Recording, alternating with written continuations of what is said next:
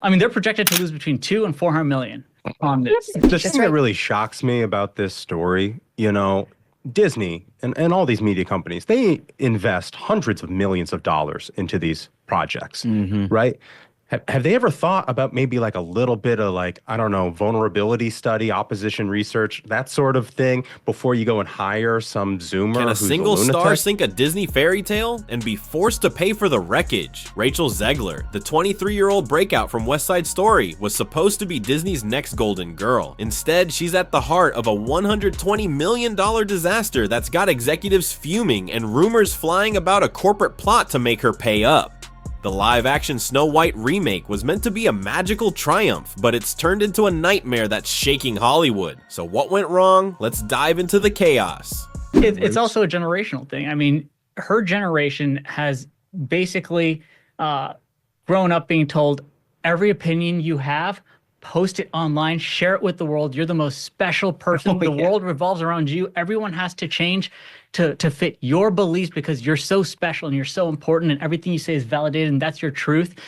And that's not going away anytime soon. This wasn't just a flop, it was a catastrophe. Disney poured between $240 million and $270 million into Snow White, banking on nostalgia and Zegler's star power to deliver a blockbuster. But after a measly $43 million opening weekend domestically and $181 million worldwide, the film's on track to lose $120 million, even with streaming and merch factored in. Critics tore it apart, with a 40% Rotten Tomatoes score, and audiences gave it a B+ cinema score, rare for Disney's usually A-rated remakes. Insiders call it a brand disaster that alienated lifelong fans and failed to charm new ones. But how did a film with so much promise crash so hard? The original cartoon came out in 1937, and very evidently so.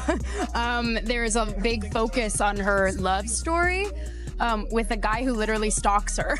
Yeah. Weird. Super weird. So we didn't do that this time. So no prince or a different kind of prince? We have a different approach to what I'm sure a lot of people will assume is a love story just because like we cast a guy in the movie, right. Andrew Burnap, great dude. It's really not about the love story at all, which is really, really wonderful. And whether or not she finds love along the way is anybody's guess until 2024. All of Andrew's scenes could get cut, who knows? The trouble started before cameras even rolled. When Zegler, a Latina of Colombian and Polish descent, was cast as Snow White in 2021, social media erupted. The fairy tale describes Snow White as having skin as white as snow, and some fans, fueled by racist undertones, argued she didn't fit the role. Zegler clapped back, defending her casting with fire, but the backlash set a toxic tone. Disney tried to reframe the story, saying Snow White was named for surviving a snowstorm, not her complexion. Still, the casting debate became a cultural flashpoint, and Zegler was already in the hot seat. But that was just the beginning. And then they had to hire a special media consultant for her to follow her around all the time and make sure she didn't continue shitting on Snow White and the prince and young love and women who want to get married and Steven Spielberg, the executive producer of her previous movie, and white people who she claims wanted to know if she was really a Latina on her first movie. Then came Zegler's interviews, and oh boy, did they stir the pot. Promoting the film, she called the 1937 Snow White weird, mocking its love story and labeling the prince a stalker. She bragged that the remake ditched romance for a modern Snow White who leads a rebellion, not pines for a guy. Fans who grew up cherishing the original felt slapped in the face. Hashtags like #not my Snow White trended as loyalists accused her of disrespecting Walt Disney's legacy. Zegler's blunt delivery didn't help. Her sarcasm came off as smug, turning potential allies into enemies. And there was more fuel for the fire. They've been in a full meltdown about this girl for a couple of years now, and how they had her tweet out like a little, "Yay, Snow White, can't wait, so excited, I love to play her." And she did it and got like millions of views, and they were like, "Good job, Rachel." And then she, like minutes later, followed it up with, "And never forget, free Palestine." And isn't her co-star Jewish? Yes. Yes, Gal Gadot, whatever. Gadot. I mean, what? Yeah. Wow. They tried, they flew an executive, one of the producers, out to go visit personally with Rachel Zegler to say, "Could you please take that down? Because We understand you can have your political views, but those aren't really helpful while you're trying to build an audience for a movie. Maybe you could save them for like your diary and your friends, but like maybe not, maybe just take the tweet down. And she wouldn't. Zegler's political activism lit a match under the project. Her vocal support for Palestine, including a tweet saying "Free Palestine" right after a Snow White promo post, sparked outrage, especially since her co-star Gal Gadot is an Israeli who's publicly backed her homeland.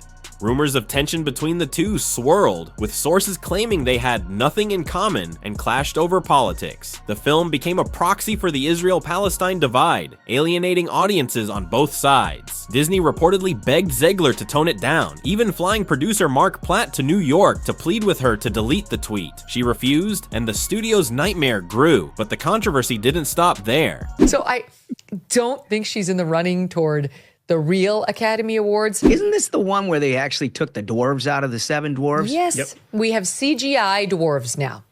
Okay, yeah, because little people didn't need jobs either. As Peter Dinklage wanted the whole field to himself. Went out there and was kicked the like, ladder down this behind is him." insulting, Yeah. unless it's me.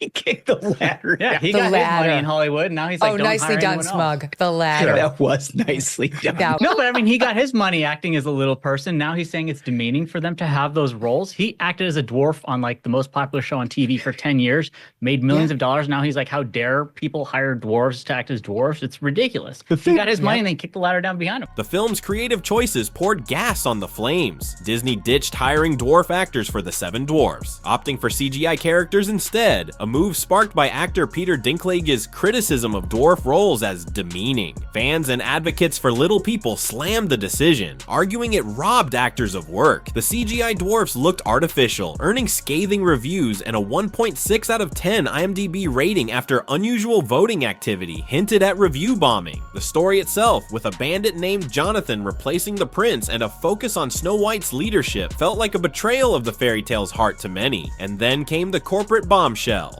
And to everyone who hates when I win, the winged victory came to the Louvre in pieces, and people still line up to see her. And I can only hope that despite my flaws, and despite my cracks and my breaks, and there are many of them, that at every premiere and everything I do, people will wait in line to see.